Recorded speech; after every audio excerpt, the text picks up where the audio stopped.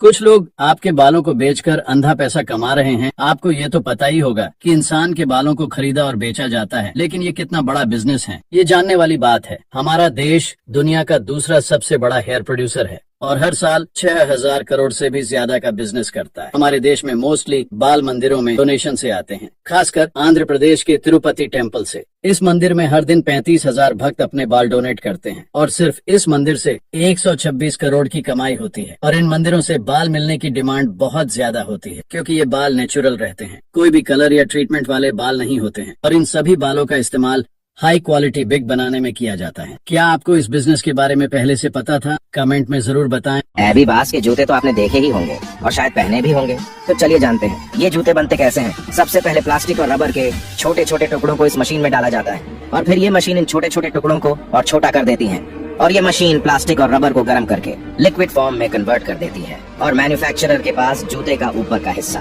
पहले से रहता है, जिसे ये लोग सांचे पर डाल देते हैं और उसे टाइट कर देते हैं। और फिर ये सांचे जूते के ऊपर के हिस्से में नीचे का हिस्सा लगा देते हैं और फिर जूते में जो एक्स्ट्रा प्लास्टिक रहता है उसे निकाल दिया जाता है और फिर जूतों में लेस लगाई जाती है और जूतों की सफाई की जाती है और इन्हें पैक करके मार्केट में बेचने के लिए भेज दिया जाता है।